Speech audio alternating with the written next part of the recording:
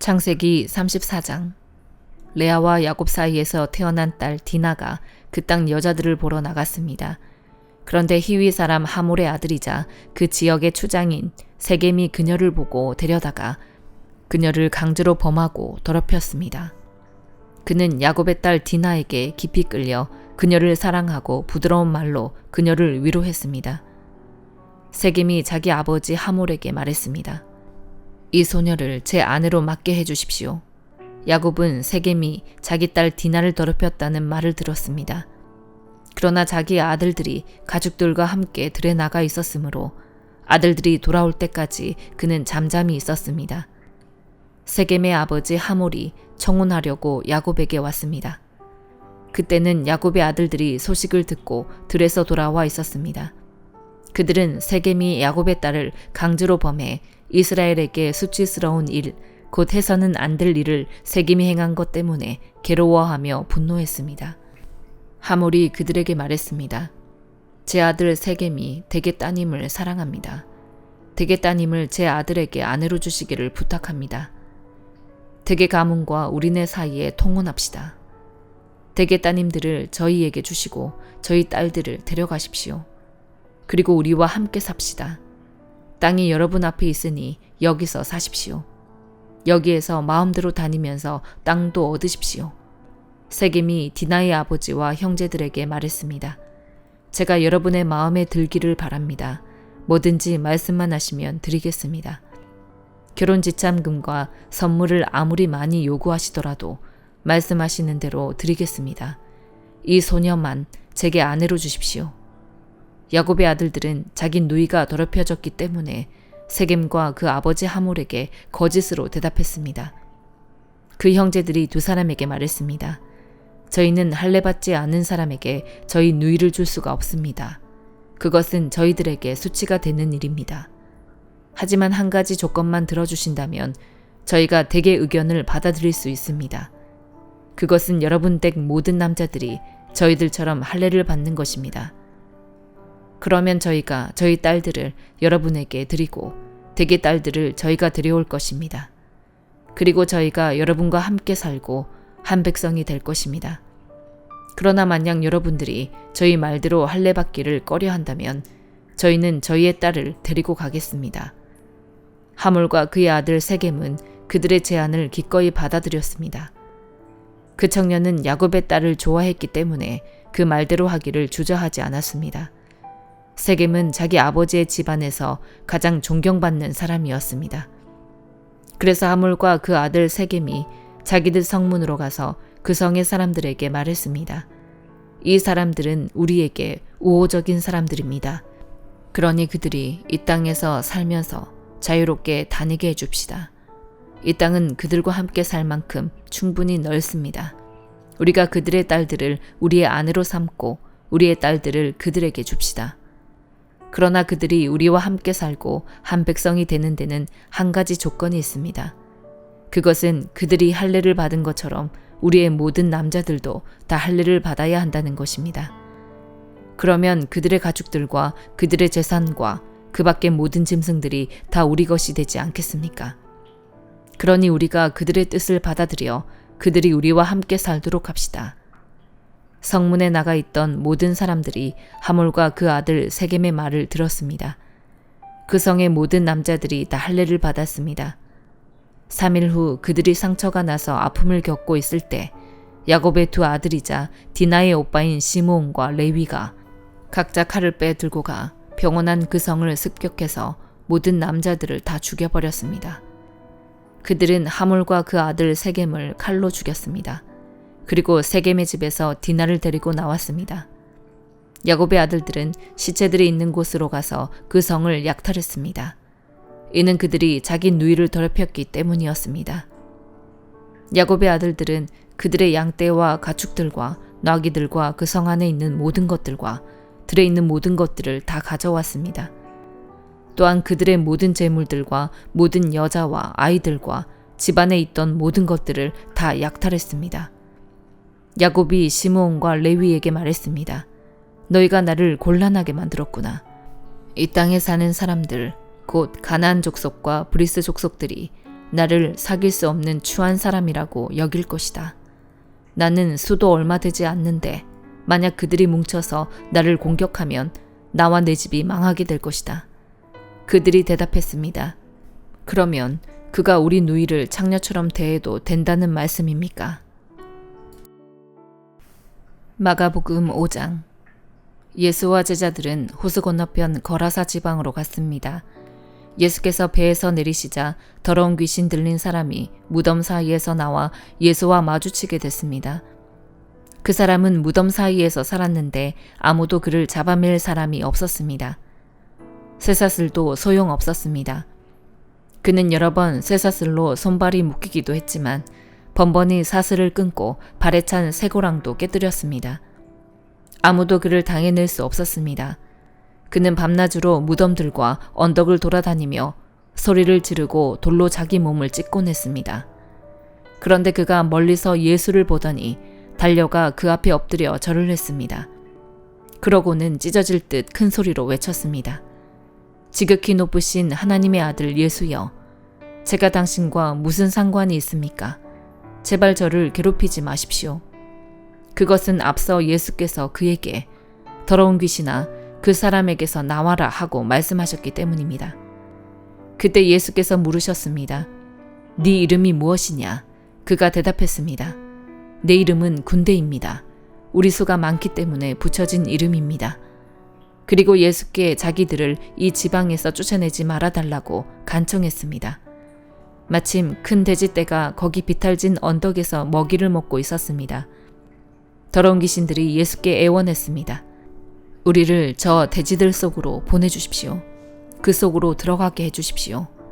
예수께서 허락하시자 더러운 귀신들이 나와서 돼지들에게로 들어갔습니다. 그러자 2,000마리 정도 되는 돼지떼가 비탈진 둑을 내리달아 호수에 빠져 죽었습니다. 돼지를 치던 사람들이 마을과 그 일대로 달려가서 이 사실을 알렸습니다. 사람들은 무슨 일이 일어났는지 구경하러 달려 나왔습니다. 그들이 예수께 와서 군대 귀신 들렸던 그 사람이 옷을 입고 제정신이 들어 거기 앉아 있는 것을 보았습니다. 그들은 덜컥 겁이 났습니다. 이 일을 본 사람들은 귀신 들렸던 사람에게 무슨 일이 일어났으며 돼지들은 어떻게 됐는지 그들에게 이야기해 주었습니다. 그러자 사람들은 예수께 제발 이 지방에서 떠나달라고 부탁했습니다. 예수께서 배에 오르시려는데 귀신 들렸던 그 사람이 따라가겠다고 간청했습니다. 예수께서는 허락하시지 않고 이렇게 말씀하셨습니다. 집으로 돌아가 주께서 너에게 얼마나 큰 일을 해주셨는지 어떻게 자비를 베푸셨는지 가족들에게 말해 주어라. 그리하여 그 사람은 데가볼리로 가서 예수께서 자기를 위해 얼마나 큰 일을 베푸셨는지 말하고 다녔습니다. 그러자 이 말을 들은 사람들마다 모두 놀랐습니다. 예수께서 배를 타고 다시 호수 건너편으로 가셨습니다. 예수께서 호숫가에 계시는 동안 많은 사람들이 예수께로 모여들었습니다. 그때 야이로라 불리는 회당장이 예수께 와서 예수를 보고 그 발 앞에 엎드려 간절히 애원했습니다. 제 어린 딸이 죽어갑니다. 제발 오셔서 그 아이에게 손을 얹어 주십시오. 그러면 그 아이가 병이 낫고 살아날 것입니다. 그러자 예수께서 그와 함께 가셨습니다. 많은 사람들이 따라가면서 예수를 둘러싸고 밀어댔습니다. 그 가운데는 혈루병으로 12년 동안 앓고 있던 여인도 있었습니다. 이 여인은 여러 의사들에게 치료를 받으며 고생도 많이 하고 재산도 다 잃었지만 병이 낫기는커녕 악화될 뿐이었습니다. 그러던 중 예수의 소문을 듣고 뒤에서 무리들 틈에 끼어들어와서 예수의 옷자락에 손을 댔습니다. 예수의 옷자락만 닿아도 내 병이 나을 것이다라고 생각한 것입니다.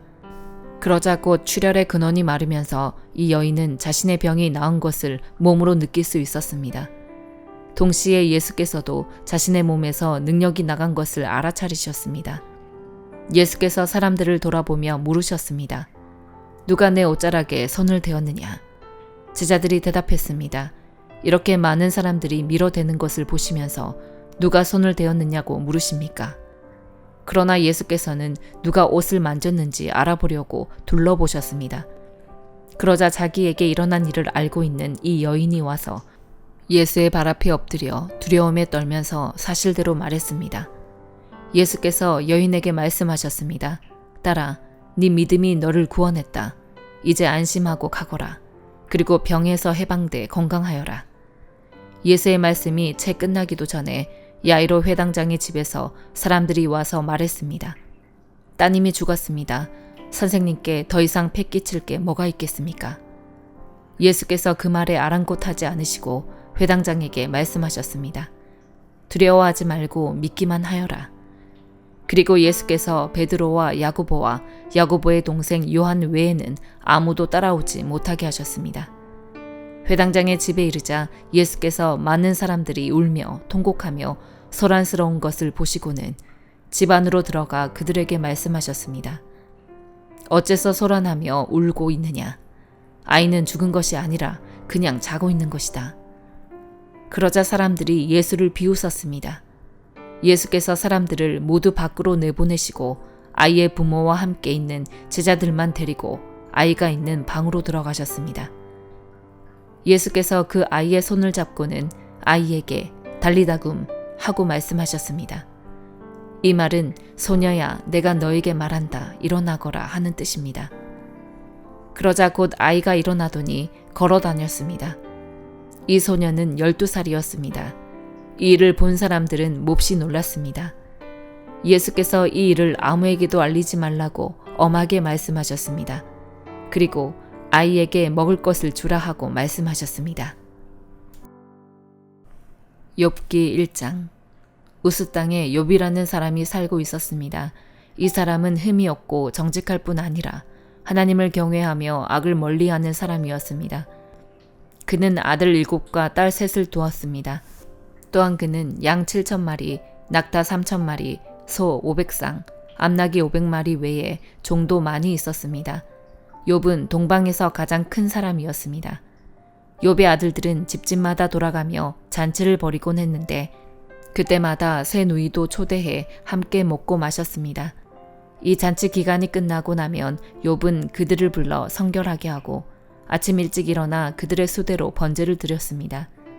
내 자식들이 죄를 짓고 마음으로 하나님을 저주했을지도 모른다고 생각했기 때문입니다. 욥은 항상 이와 같이 했습니다.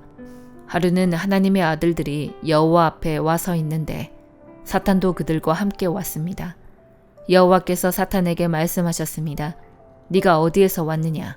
사탄이 여호와께 대답했습니다. 땅에서 여기저기를 왔다 갔다 하다 왔습니다. 그러자 여호와께서 사탄에게 말씀하셨습니다. 내 종 욥을 유심히 살펴보았느냐? 땅 위에 그런 사람이 없다. 그는 흠이 없고 정직한 자로서 하나님을 경외하고 악을 멀리하는 사람이다. 이에 사탄이 여호와께 대답했습니다. 욥이 아무런 이유 없이 하나님을 경외하겠습니까? 주께서 그와 그 집안과 그가 가진 모든 것의 사면에 울타리를 쳐주지 않으셨습니까? 주께서 욥이 손대는 일에 복을 주셔서 그 가축이 땅에서 늘어가는 것입니다. 하지만 주께서 손을 뻗어 그가 가진 모든 것을 쳐보십시오. 그러면 그가 분명 주의 얼굴에 대고 저주할 것입니다. 여호와께서 사탄에게 말씀하셨습니다. 좋다. 그의 모든 재산을 네 마음대로 해도 좋다. 그러나 그의 몸에는 손가락 하나도 대지 마라 하시니 사탄이 여호와 앞에서 물러났습니다.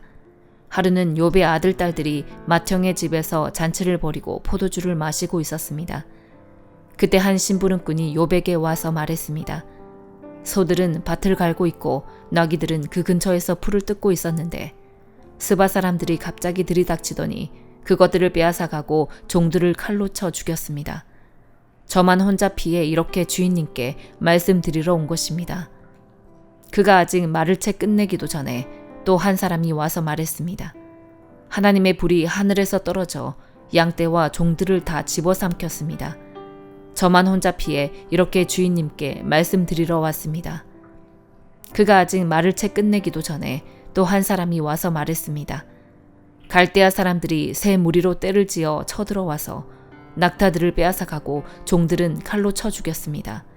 저만 혼자 피해 이렇게 주인님께 말씀드리러 왔습니다. 그가 아직 말을 채 끝내기도 전에 또 한 사람이 와서 말했습니다. 주인님의 아들, 딸들이 마다드님 댁에서 잔치를 벌이며 포도주를 마시고 있었습니다. 그런데 갑자기 광야에서 돌풍이 불어오더니 집에 내 모퉁이를 쳤습니다. 그러자 집이 그 젊은이들 위에 폭삭 내려앉았고 그들이 죽고 말았습니다.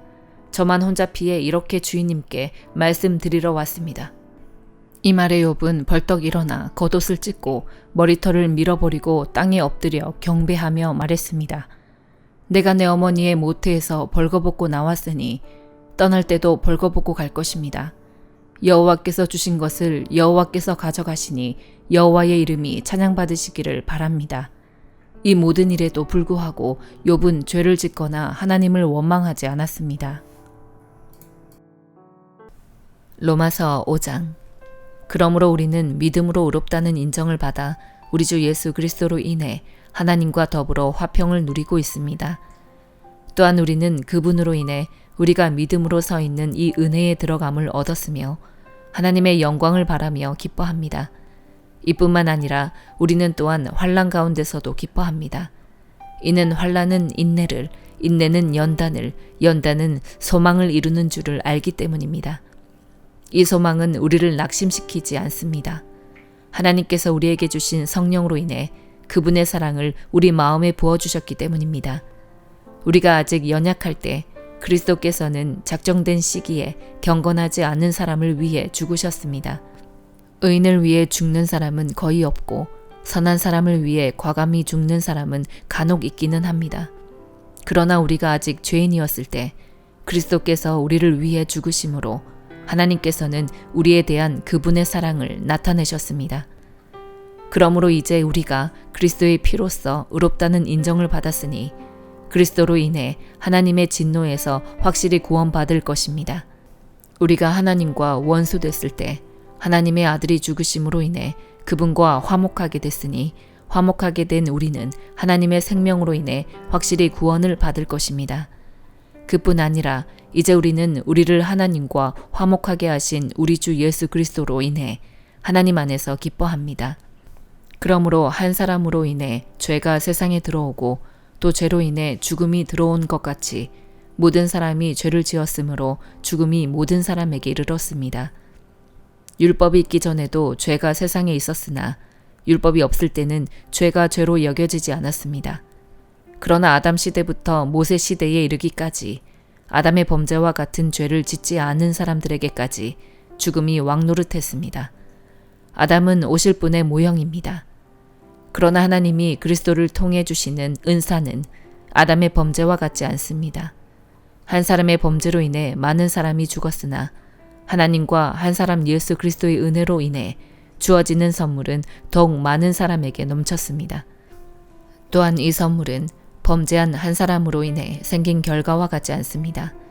심판은 한 사람으로 인해 정죄에 이르렀으나 하나님이 그리스도를 통해 주시는 은사는 많은 범죄로 인해 의롭다 하심에 이르게 됩니다. 아담 한 사람의 범죄로 인해 죽음이 바로 그 한 사람을 통해서 왕노릇했다면 은혜와 의의 선물을 넘치도록 받는 사람들은 한 분 예수 그리스도로 인해 생명 안에서 왕노릇할 것입니다.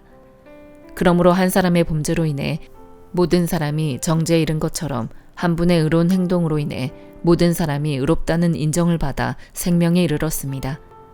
한 사람의 불순종으로 인해 많은 사람이 죄인이 된 것처럼 한 분의 순종으로 인해 많은 사람이 의인이 될 것입니다.